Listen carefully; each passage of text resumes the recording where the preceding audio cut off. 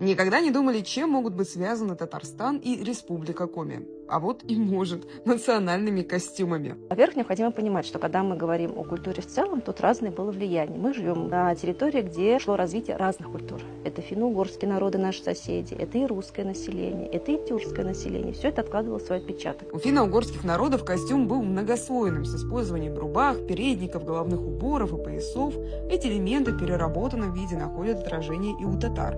Тканые пояса и кушаки, орнаментальные мотивы. Посмотрите внимательнее на коми национальный костюм. Это геометрические узоры, знаки, ромбы и кресты. Они в том числе перешли в татарскую вышивку. И вот почему. Упомянула наших ближайших соседей финно-угров, которые тоже оказывали влияние. Тут это, конечно же, обилие разнообразных домотканных тканей, которые не давали то богатство цвета, к которому мы привыкли. В принципе, конечно, татары достаточно рано перестали использовать домоткань. Почему? Потому что они могли себе позволить покупные ткани.